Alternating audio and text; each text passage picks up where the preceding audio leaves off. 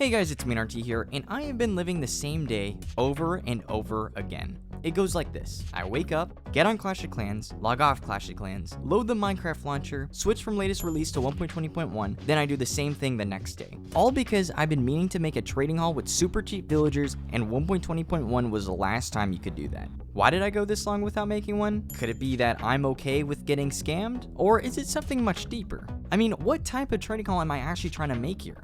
I just want one with all 13 different villager types, and so I don't have to wait, I want 16 of each, with the same trades. Why is that so hard to Oh, yeah, that's why.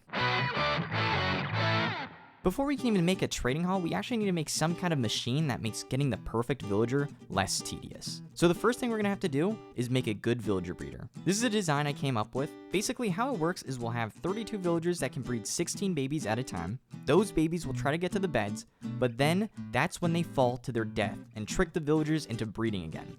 Except, that's what they think. The baby is perfectly fine. They're just chilling here in this holding chamber, where there will be a minecart that will check if the baby villager has grown up or not, and if it has, it'll be sent to us to be used for trading.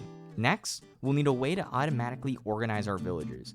In order to do that, I'll have to design a control panel where I'll have to dispense a job block. That way the system knows that I'm trading with, let's say, clerks.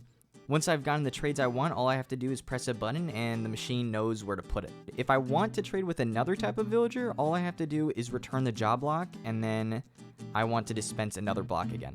Now, you're probably wondering, where are the villagers being sent to?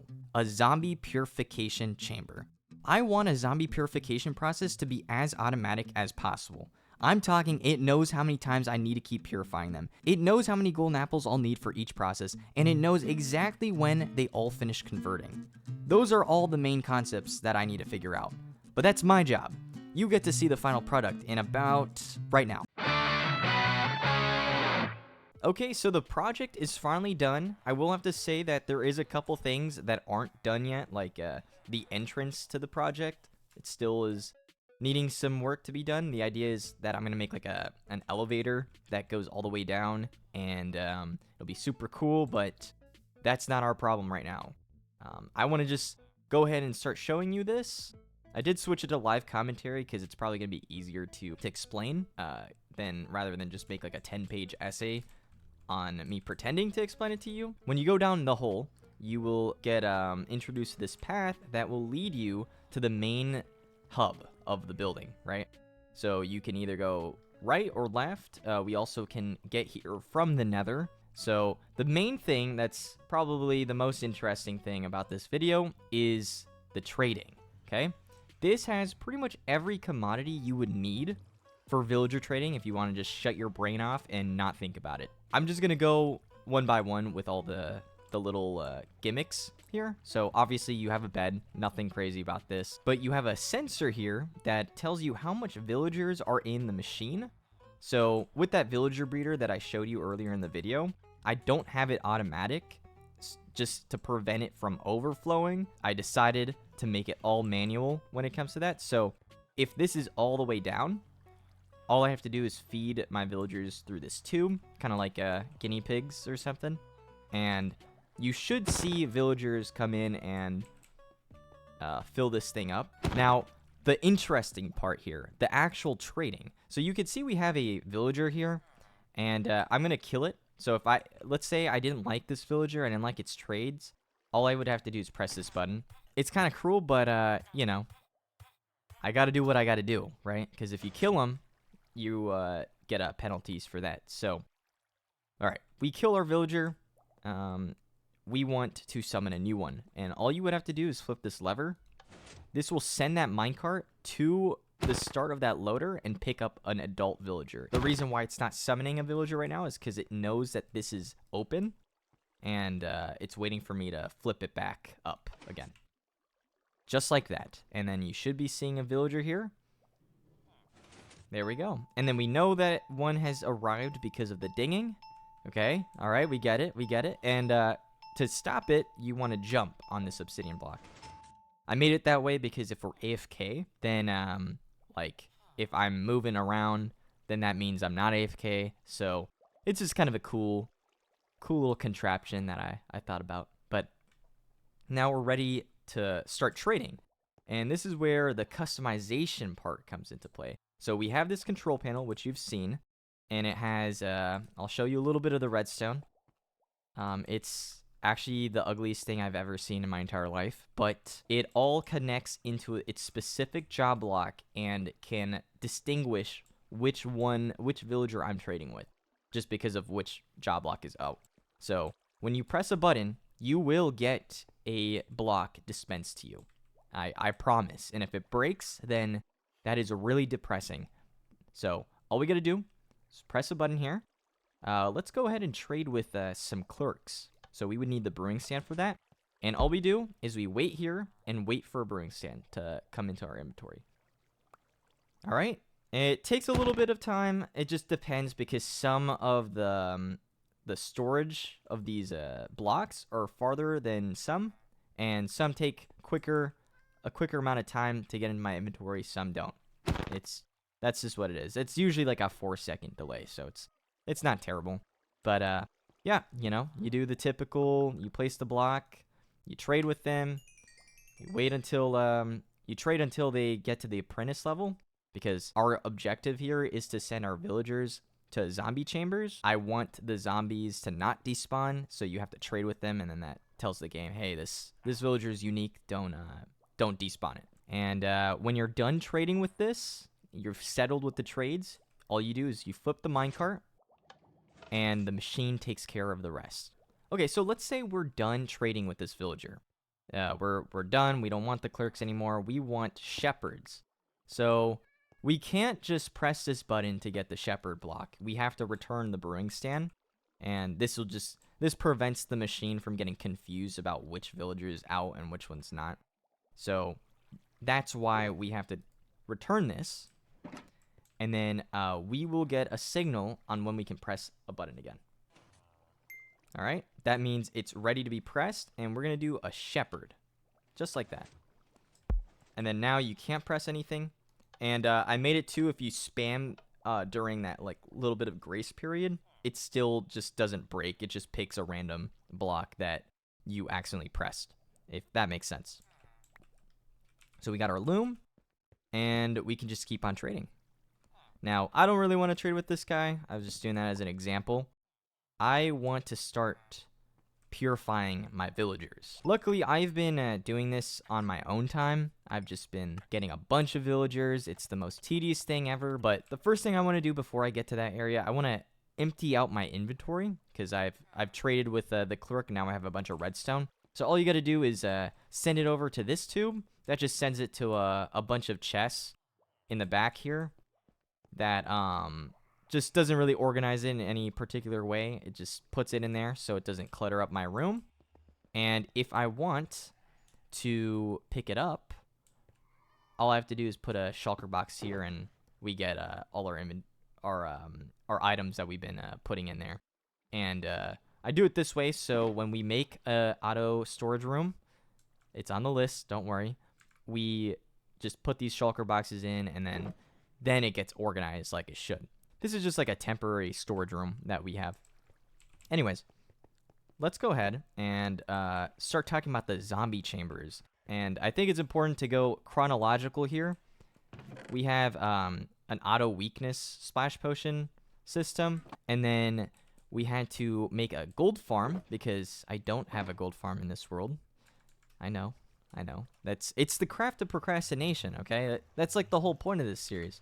But I did make one. It was a Dash Pum's tutorial on it's on the screen right now. Yeah, it's an amazing farm. It literally produced so much gold in like the first 30 minutes. So definitely recommend building that.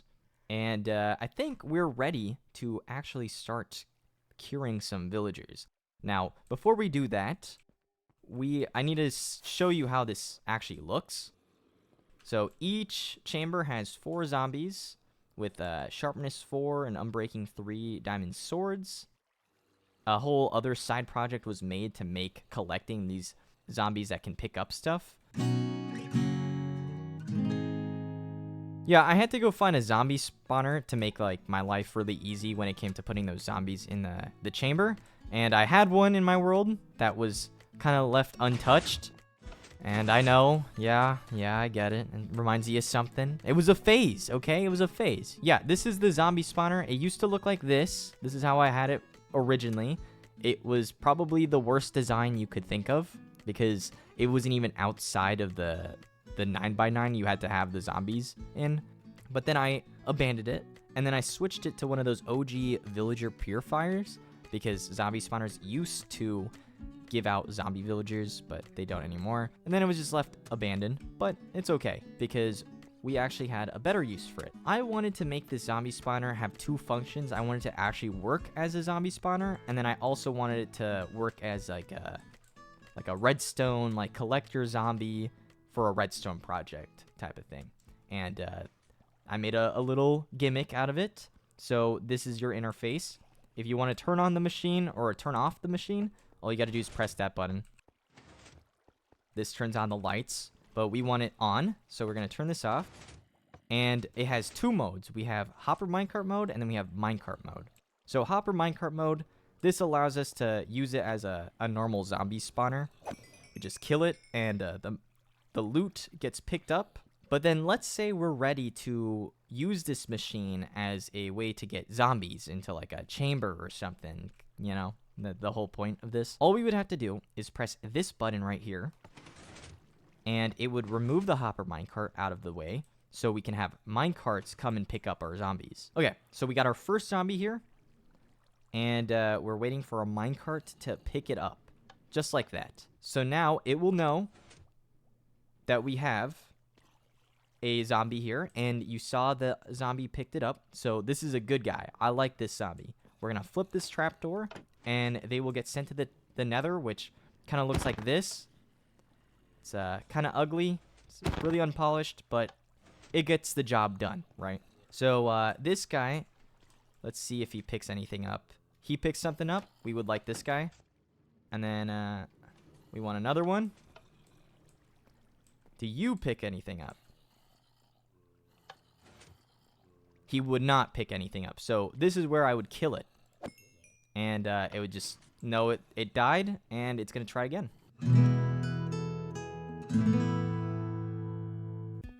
Anyways, let's get some weakness and gold potions to stock up our system. We're not going to cure some of the clerks that we traded up with. We're going to cure these blast furnace villagers because I have a bunch stuck in here. So you can see that we have indicators that tell us if the splash potions are out or the golden apples are out. And the way we refill this system is, I was debating about this. I don't know if I wanted to do like, you know, a hole here that I would just like put stuff in, and it would just make another interface, and I don't know. So I took some tips from Apple. I killed two birds with one stone, and I just made where you actually interact with the zombies, this hole, to be the input for all like the golden apples and the splash potions. And all you do is you just press Q, and then let's say you accidentally send your netherite sword through it, and now you're freaking out because you're gonna have to go through it. You're gonna have to break some redstone, get the sword back. So luckily, I implemented a way where it filters out the splash potions, the golden apples, and your swords and other junk. The stuff that isn't supposed to go in the system should make its way here. This is lost and found, so anytime it should pop up in this shulker box. And if it doesn't, okay, there we go. Just like that. We're going to start curing, and usually you want to cure these villagers at least 4 because the discounts will stack and make them to like dirt cheap emeralds. I'm just doing it 2 times, and that way you'll get it'll make the point come across on what I'm trying to explain here. So let's go ahead and start it. We have to press the green button here, and then we stand here, and then we get just enough golden apples to cure all the villagers that are in the machine right now. They get splashed, and all you got to do is just spam your right click. You just keep on spamming. Look at that. All right. So then you're done. You know you're done because you just used all the golden apples. The machine does all the calculation. You press red, and now these zombie villagers will get sent to a holding container until they cure again, which we can go ahead and check that out. I don't usually do this, but I think for the sake of the video, probably be easier to show what's happening. Yeah, so the villagers are going down here, and they are going to sink to this water, and then they're going to press this pressure plate, and as soon as the villagers start healing, they're going to, one by one, make their way up again. And when there's 0 zombie villagers here, this will, like, let go of the signal and then switch these pistons. But, yeah, when they go up, you'll see that their only route is to go back into the zombie chamber, which we should start seeing here really soon. Okay, so we see our first villagers start to float up here, and they usually all start curing like one by one after the first one does, and they just float up here. Sometimes they get stuck, but it doesn't really matter too much. Yeah, they just need to get pushed here. But anyways, they go all the way up here, and they go straight to the zombie herd, and it takes like 1 to 2 shots to kill them. Yeah, this light will turn on when I'm ready to actually press the green button again. There we go. Saw that. So now I'm free to start curing again. We do the same thing, and like I said, this machine is only zombifying 2 times. So this should be the last time we have to zombify it. This is like super satisfying. And we press the red button again. And then now this time, instead of the villagers coming this way, their route is completely changed, and they're going this way instead, which sends them to a little holder here where the villagers can chill out while I decide what to do with them. Which is the question, when do I plan on doing anything with those villagers? I mean, am I just going to take a break now until yes.